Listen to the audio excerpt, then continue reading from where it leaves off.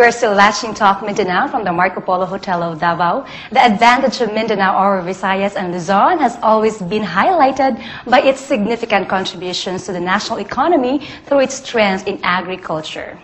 Let us first see how some of our existing industries have contributed to the growth of the economy of Mindanao over the years. In 2004, the bananas production of Mindanao has reached 4.28 million metric tons, or 78% of the total production for the entire country. The big chunk came from Region 11 with its 41%, followed by Region 12 with 11.2% and Region 10 with 10.1%. Other contributing provinces are the Autonomous Region in Muslim Mindanao, Caraga, and Region 9. Mindanao's Cavendish and Cardaba banana is a big hit internationally.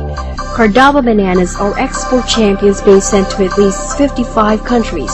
All around Mindanao, there are around 26 plants that process fresh Cardaba into chips. Each plant can produce around 20 to 60 tons per day, or a total production capacity of 400 tons per day. Bananas have always been regarded with great value for being consistently on top of the country's dollar earners while maintaining a local niche market. Still, many believe that domestic and foreign demands for bananas will increase in the coming years. Mindanao's coffee industry also holds great potential. Of the estimated 72,620 hectares of coffee farms in the Philippines, almost 50,000 hectares are found sprawling in Mindanao. Now, that makes Mindanao the center of the coffee production in the Philippines today. By 2010, it is expected that local demand will rise to about 65,693 tons. This is seen to increase to about 78,439 tons 5 years after. Local production could not match the increasing demand, the reason behind the importation. Authorities said Mindanao can solve 70% of the needed 10,000 hectares expansion area. The market is rapidly demanding for more and more supply for the processed coffee business. Rubber has gained the label of being Mindanao's Puting Bulawan, or white gold.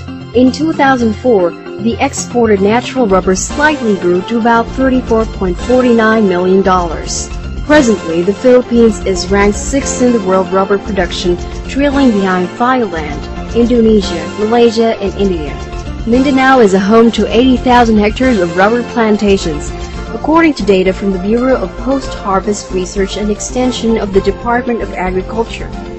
North Cotabato has been identified as having the largest rubber plantations in Mindanao, covering at least 27% of the total area nationwide. There are at least 31,000 production units all over the country.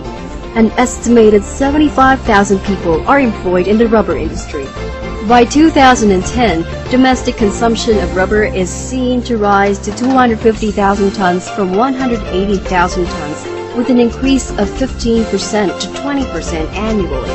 Like coffee, local production needs a big lift, enough to meet the demand in domestic and international markets.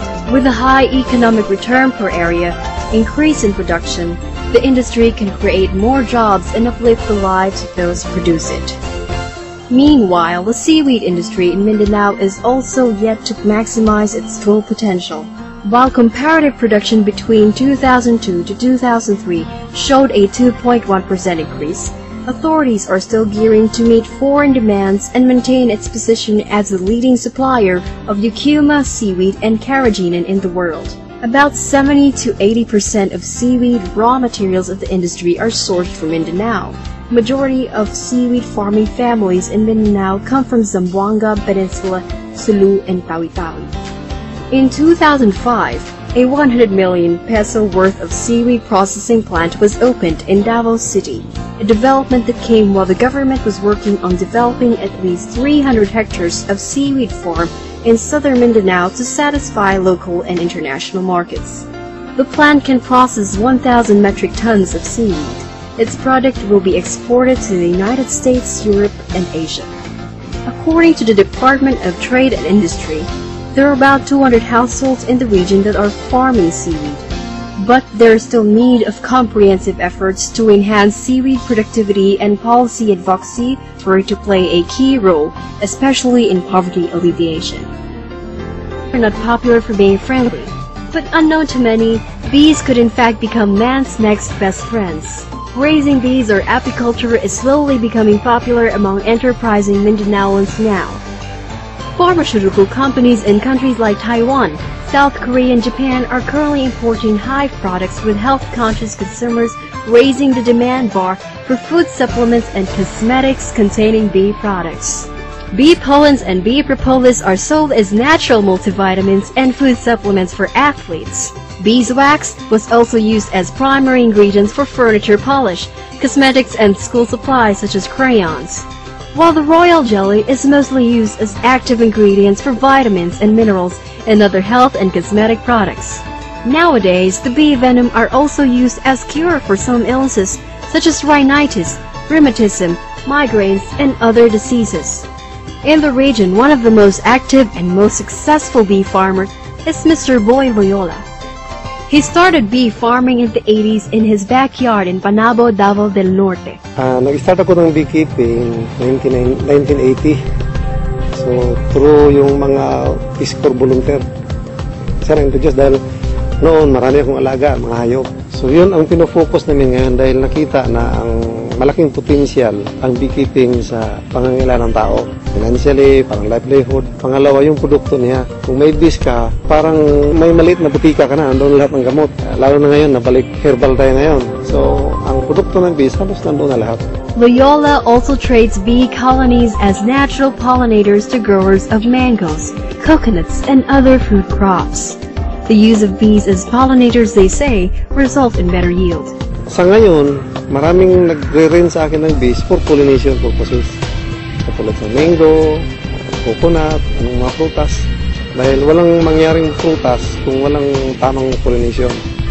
So, ang bee ang gumagawa. The types of bees in the Philippines today are the Indian bees, also known as liguan or Apis cerana, rock bees or the notorious pukyutan known scientifically as Apis dorsata, and stingless bees or trigona. Experts, however, say the best species for apiculture is the European bees.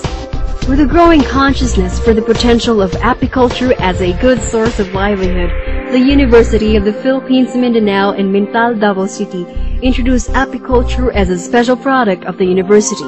Kay UP Los Baños sa karon, siya ang gitawag nga murag national, murag apiculture center. So ang nahitabo man gyud karon halimbawa sa Mindanao, isa sa mga kung tan-aw nato naging problema sa mga beekeepers kay once nga naa sila'y problema sa ilahang mga bees, wala sila'y daganan nga isa ka laboratorio o isa ka eskwelahan nga makadiagnose unsay naging problema sa ilahang bees. So mas nakita nila nga kung mas maayo na isa ka eskwelahan nga mo-cater gihapon sa same services. Mindanao is now being groomed as UP's Apiculture Center outside UP Los Baños. This will provide local beekeepers have easy and direct access to apiculture technology. What makes Mindanao the perfect center of the industry is its climatic and geographical advantages that is suited to apiculture. Yung Mindanao is maganda yung condition, walang bagyo, unlike sa Visayas at sa Luzon. Pag nag-start daw ng bee farms nila, pag natamaan ng bagyo, start ulit, additional investments na naman. Unlike here in Mindanao na walang bagyo, so tuloy-tuloy. So far, ang bee product like honey, ang honey talaga halos dependent on whole Philippines, halos dito kumuha sa Mindanao.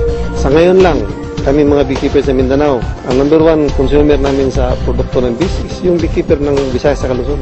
Kasi ang nangyari kasi sa Visayas Luzon, lalo ngayon, sunod-sunod yung bagyo, halos walang makuha ang bees sa mga tanim. Sira talaga yung mga vegetation nila. For now, the small Mindanao apiculture community is encouraging more and more people to embark into apiculture as local and foreign demands are taking a gradual leap. Something that cannot be satisfied by the current local production. Para sa akin naman, ang masasabi ko lang sa lahat ng mga interesado sa beekeeping, suportahan natin ang bees. At saka ini-encourage ko sila mag-alaga ng bees. Dahil kung may bees sila, hindi lang yung produkto na nakukuha nila, kundi malaki ang naitutulong nila sa agrikultura.